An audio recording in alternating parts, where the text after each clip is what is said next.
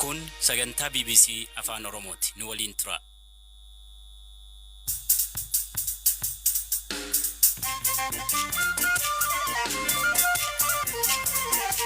Ashama akkam jirtu hordoftoota keenya sagantaan keenya kibxataa eegaleera. Qophii keenya kanaan poolisiin Oromiyaa Shaneef TPLF haleellaa Gullisootti raawwatame raawwachuu isaanii ragaa argadhe jechuu.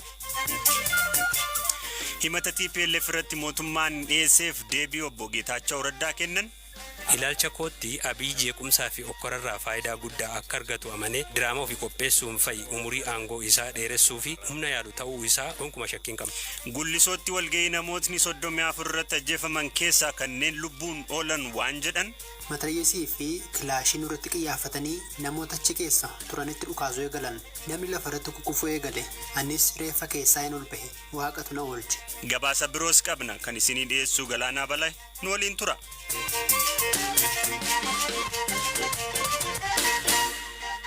Godina Wallagga Lixaa aanaa Gullisoo ganda gaawaa qaanqaatti haleellaa hidhattootaan yoo xiqqaate lubbuun namoota 34 darbu mootummaan beeksiseera. Haleellaa eenyummaa irratti xiyyeeffate kana karaawwate humna hidhatee naannichatti socho'u Abaa'oo Shaneetii jechuun Koomishiniin Poolisii Oromiyaa ibsaadha miidiyaaleef kenneen ibseera. Ajjechaa kanaan wal qabatee abbootiin warraa 200 ta'an qeef qabeenya isaaniirraa buqqa'us Koomishinarri Koomishinii Poolisii Oromiyaa Araarsaa Mardaasaa himaniiru. በዚህ ምክንያት ህይወታቸው ያለፉ ሰዎች ትላንትና 32 ሰዎች መሆናቸው ሰበቢ ከናቲን ነሞን ልቡ ደበን ሶዶሚ ለመተው ከሌሰብስኔራ ዲራ 23 ፊ ዱበርቶታ ሰገል አጄቻ ገረጀብና ከናን ልቡ ሳኒ ደበኒሩ ሶዶሚ ለመከነኬስ ዳይመን ጅሩ ጃሮሌንስ ጅሩ ሩኩተመኒ ሚደመኒ ሆስፒታል ገለኒ ከንቱረን ኩዳን ቱረን ኩነን ኬሳ ለመገልገል ልቡን ሳኒ ደርቤራ ረጋ አንጋማት ቀምኑን lamaan kun yootti dabalaman lubbuun namoota du'anii 34 ta'an namoonni hangammaatti achi buuteen isaanii hin argamne 11 barbaadamaa jiru. Shaneen namoota ukkaamsee fudhate ajjeesee akka gatu ni beekama. Garee kanaan qabamanii yoo ta'e hordofaa jirra yookiin immoo baqatanii dhokatanii ta'uu danda'a. Sababii kanaatti abbootiin warraa buqqaan 200 ta'u maatii isaanii wajjiniin ammoo 700 ta'u. Shororkeessitoota kanaan manneen qonnaan bultootaa 50 hanga 60 ta'an gubataniiru. Midhaan isaanis manca'eera. Manni barnootaa tokkos gubateera. ተቃጥሏል ጠፍቷል። አንድ ትምህርት ቤት ነው የተቃጠለው. Koomishinar Araarsaan ibsa isaanii kana keessatti haleellaa kana karaawwate Shanee ta'uu fi deeggarsi adda bilisa baasaa uummata Tigraay jiraachuun mirkanaa'eera jechuu isaanii miidiyaaleen biyya keessaa gabaasaniiru. Koomishinar Araarsaan hidhattoota yakka kana raawwatanii to'annoo jala oolan irraa TPLF deeggarsa leenjii faayinaansiif meeshaa waraanaa gochuun beekameera jedhaniiru jechuun miidiyaaleen gabaasan.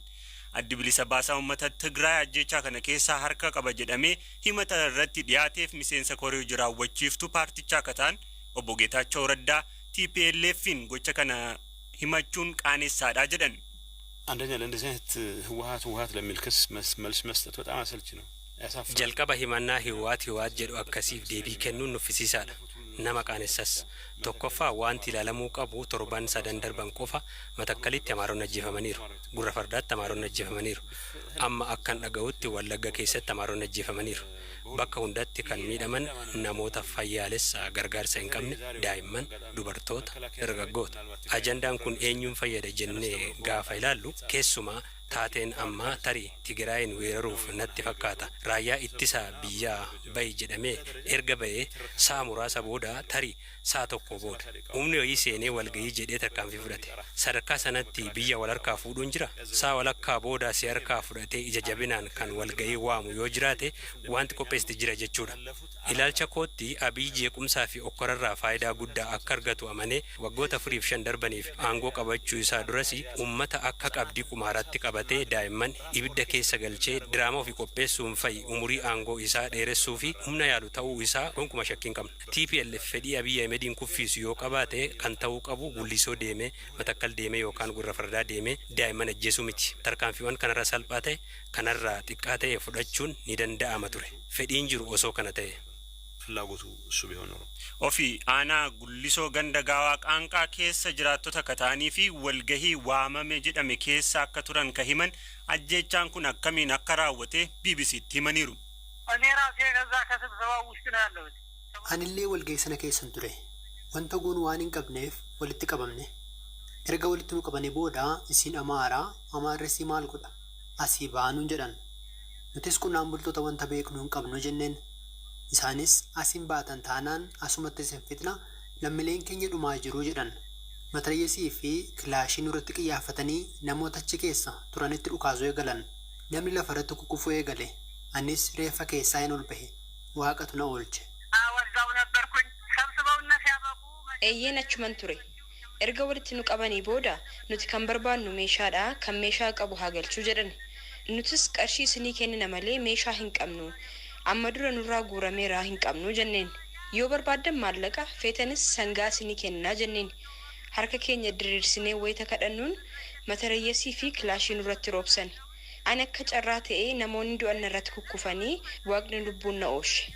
Bulchaan aanaa Gullisoo Bodaagim Malkaamuu gama isaaniin haleellaa kanaan sabni Amaaraa fi Oromoollee akka ajjeefame dubbachuun qondaaltonni gandaa ajjeefamuuf barbaadamaa waan turaniif iddicha gadhiisanii ba'uu dubbatu.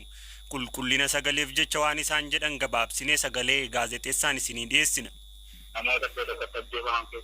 Namoota iddoo tokkotti ajjeefaman keessaas Oromoonnis ni jiru. Ajjeechichi kan raawwatame saba addaan qoodee miti. As kan jiraatan Amaarris Oromoonis wal keessa jiraatu. Caasaan gandaas ajjeefamuuf barbaadamaa turan waan ta'eef naannicharraa baqatanii ba'aniiru. Namoonni haala kanaan du'an jechuu fi namni qaamaan achitti argame jiraachuu baatus garuu namoonni kun meeshaa waraanaatiin akka dhuman ifaadha. Namoota buqqaanis gara qe'eetti deebisuuf hojjechaa jirra.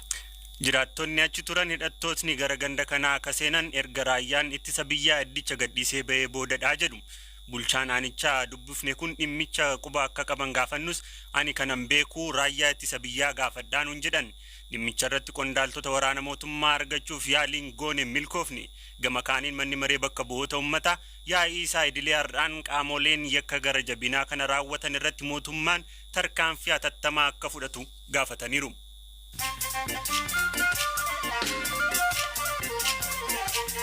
Dhaggeeffattoota keenyaa gidduutti immoo odeessaalee gaggabaaboon isinitti hima. Itoophiyaatti namootni dabalataa 560 koronaa vaayirasiin yoo qabaman namoonni 5 ammoo lubbuu dhabaniiru. Sa'aatii 24 darbanitti qorannoo laaboraatoorii 5364 taasifameen namootni 560 irratti vaayirasichi argame. Kanaanis lakkoofsi waliigalaa namoota qabamanii 97,502 gaheera. Hidhamanii ka jiraniif rakkoo fayyaa onnee ka qaban namni siyaasaa obbo Lidatu Ayyaaloo akkuma manni murtii waliigalaa Oromiyaa ajajeen har'a hospitaala Laandmaarkitti yaalamu pirezidantiin dhaaba Dimookiraatawaa Itoophiyaa obbo Adaana Taaddasa ibsan. Guyyaa dheengaddaa Oromiyaa godina Wallagga Lixaa aanaa Gullisootti haleellaa eenyummaa irratti xiyyeeffatee jedhameen namoonni hedduun ajjeefamuu hordofee adeemsi mootummaan rakkinicha furuuf itti adeemaa jiru seera qabeessa jedhee akka hin amanne yaa'iin mirgoota namoomaa Itoophiyaa beeksise. Mootummaan kanneen haleellicha raawwatanii fi kanneen deeggarsa gochuun shakkuuf himatu seeratti dhiyeessuu qaba jechuun akeeke. Oostiriyaa magaalaa Viyeenaatti haleellaa raawwatameen namootni 4 ajjeefamanii 22 madaahan. Namni ajjechaa kana raawwate jedhame dargaggoo waggaa 20 miseensa IS ture akka ta'ee fi dhiyoota 20 hidhamee kan gadhiifame ta'uun beekamee jira. Komishiniin filannoo Yuugaandaa weellisaan beekamaa biyyattii Boobii Waayin filannoo pirezidantummaa irratti akka hirmaatu hayyame. Weellisaan kun kaadhimamtoota biroo 9 fi erga bara 1986 pirezidantii biyyattii kataan Yoweri Museveni ammallee dorgoman morkata. Filannoo Ameerikaa irra gaggeeffamaa jiru hordofee hokkorrii uumamuu danda'a sodaa jedhuun warri suuqii qaban foddaaf balbala isaanii jabeessanii cufaa jiru. Of eeggannoon kun kan eegale erga namni gurraachi George Floyd harka poolisiin ajjeefamee booda hokkara uumameen manneen daldalaa hedduun saamamuu isaaniitiin booda.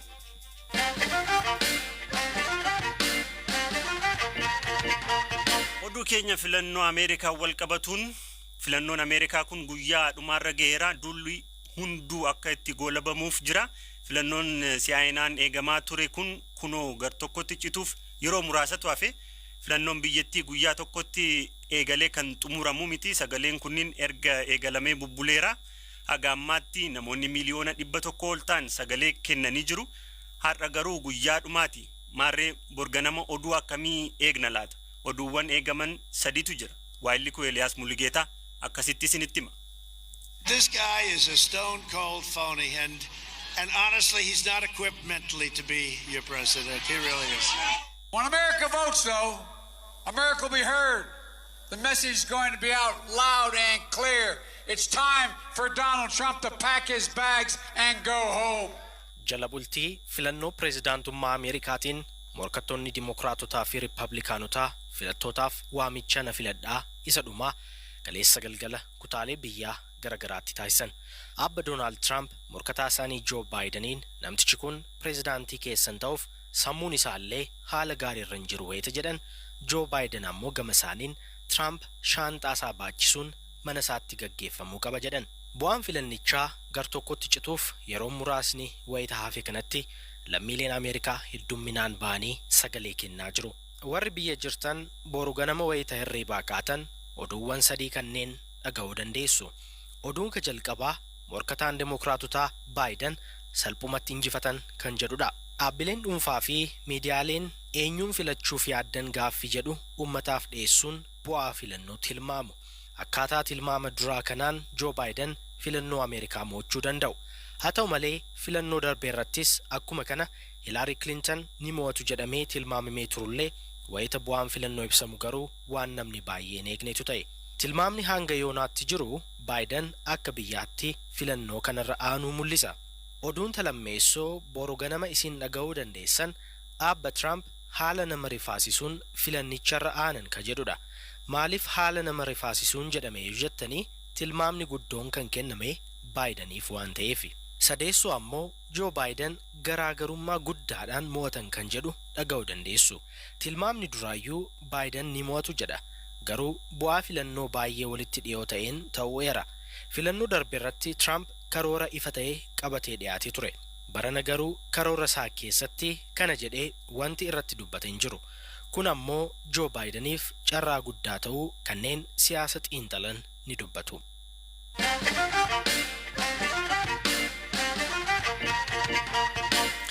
Manni murtii olaanaa federaalaa dhaddachi lidataa dhimma uggura qabeenyaa himatamtoota galmee obbo Jawaar Mohaammed jala jiranii irratti murtee kennuuf har'a sadaasa sadii beellama qabatee ture. Haa ta'u malee hidhamtoota keessaa obbo Jawaar Mohaammadii fi obbo Baqqalaa Garbaa dhaddacha har'aa irratti osoo hin argamin hafanii jiru.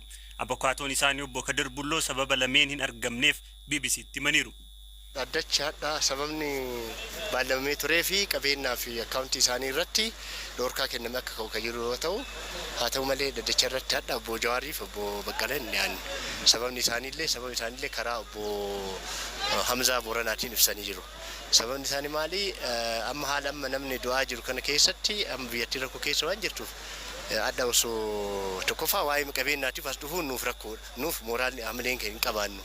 Ilmi namaa du'aati, ilmi namaa wanna jedha. Kanaafuu amma haala kanaan biyyattiin tokkoffaa haalli deemaa jiru nuus rakkoo keessa kan uumu waan ta'eef kanaafuu amma yoo waan kana nurratti rakkoo uumuu dhiisi yaalii godhuunu biyyattii waan jirtuuf jecha uummata kanaaf yaaduudhaan adda beellama irraa akka hafnu warra mootummaatitti illee kanatti olii galee hafuu dandeenyeera kan jedhuun kaafan jirre jechaan biyyatti maa yaaduudhaan maaliif rakkoo keessa jirti biyyattiin osoo wanti tokko isaanirra yaalii godhame biyyattiin tun karaa qacceera jirti biyyattiin hin jirti uummanni rakkoo keessa waan galuuf jecha uummata kanaaf jecha beellama kanatti hin argamnu jedhanii hafanii jiran kanaaf hafan. Abbaan seeraa maal jedha? Abbaan seeraa waan kanarratti isaan wanti sababa ibsaa jedhanii sababa bulchiinsa mana sirreessaa gaafatanii dhugamaa akkaataa isaan ibsan sanitti kanan mari'anneeti akkaataa kanan hafuu danda'aniiranii jedha sababa amma walitti ani ibsaniif. Beellama maal qabarre? Amma beellamni kanarratti iyyannoo kanarratti ilaalaniit ajaja kennuuf jecha gaafa sadaasa bultii 15 qaban. Dhaggeeffattoota keenya xumura irratti beeksisa qabna. Tamsaasni keenya gama raadiyoon dambalii gabaabaan darbu guyyaa boruu irraa eegalee meetir baandii 41 31 fi 25 irratti kiiloo heerzii 7425 9600 fi 11295 irratti wiixataa haga jimaataatti katamsaafamu ta'uu isin beeksisnaa qophiinarraaf jennee qopheessine asuma irratti xumurama. Ka qopheesse Eliyaas Mulugeetaa kan isinii dhiyeesse Galaanaa Balaa waan nu hordoftaniif hedduu isin galateeffannaa horaa bulaa bor walitti deebina.